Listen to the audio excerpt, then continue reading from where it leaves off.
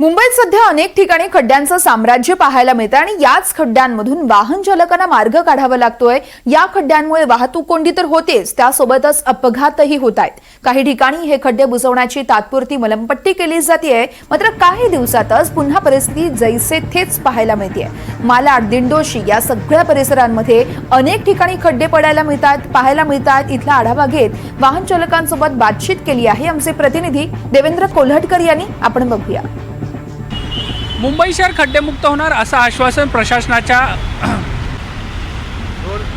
मुंबई शहर हे खड्डेमुक्त होणार असं आश्वासन प्रशासन असेल किंवा नेते मंडळींनी कितीही दिलं असलं तरी तसं प्रत्यक्षात आपल्याला चित्र पाहायला मिळत नाही।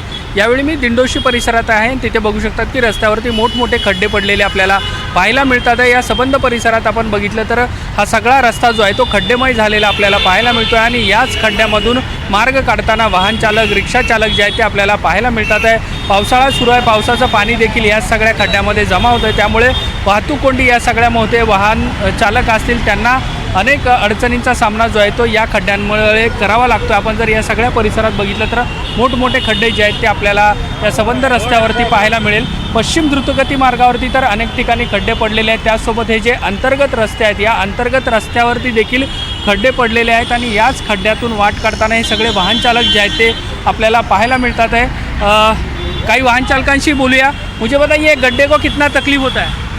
बहुत तकलीफ है, बहुत हो गया। हाँ, ठीक है। खड्ड्यांचा किती त्रास होतो या सगळ्या? अरे बहुत त्रास होता है सर। हम लोग भी रिक्शा चलाते ऐसा इतना खड्डे झेल के गाड़ी परेशान हो जाते। हम लोग गाड़ी बना के पंचर बना के इतना सरकार को हम लोग ने, रिक्शा वाले लोग ने लेटर भी डाले थे कि खड्डे का पैक करके दो हम लोग को। हर साल ऐसे रहता है? हाँ, हर वर्षी असंच असतं हा. इथे, असंच असते का? परवा बाईकवाला बी पडला इथून तिथपर्यंत एकदम। अच्छा हां, बाईकवाल्याचा पाय बी गेला एकदम।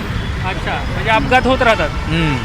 कोणी हे खड्डे बुजवत नाही का? काय नाही बुजवत, येतच नाही इकडे काय। हां, वही खड्डों का वही तरह से बारिश होती है, फिर 2 दिन सही रहता है, उसके बाद दबा के बारिश गिरती है तो रोड फिर वही तकलीफ होती है। ऐसे बहुत से एक्सीडेंट भी हो चुके इधर।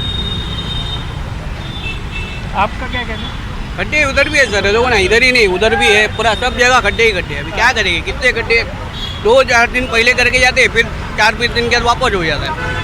नक्कीच आपण या संबंध रस्ता बघितला तर वाहतूक कोंडी जी आहे ती झालेली आहे। सगळ्या रस्त्यावरती आपल्याला पाहायला मिळेल या खड्ड्यामधूनच वाहन चालक जे आहेत ते मार्ग काढताना पाहायला मिळतात आहे। 2 ते 3 दिवसापासून मुंबईमध्ये चांगलाच पाऊस झाला होता आणि त्यानंतर हे सगळे खड्डे देखील आपल्याला पाहायला मिळतात आहे। प्रशासन जे आहे ते काहीसं पॅचवर्क जे आहे ते करताना पाहायला मिळतं काही रस्त्यांवरती, मात्र संपूर्ण रस्त्यावरती जे आहे ते खड्ड्यांचं साम्राज्य असलेलं आपल्याला पाहायला मिळतं आहे। त्यामुळे खड्डेमुक्तीचं कितीही आश्वासन प्रशासनाच्या वतीने नेते मंडळींनी दिलेलं असलं तरी प्रत्यक्षात तरी आपल्याला तशा पद्धतीचं चित्र दिसत नाही। या सगळ्यांचा अडथळा जो आहे तो वाहन चालकांना ना नागरिकांना सोसावा लागतोय। व्हिडिओ जर्नलिस्ट कल्पेश सावर्डेकरसह मी देवेंद्र कोल्हटकर, NDTV मराठी, मुंबई।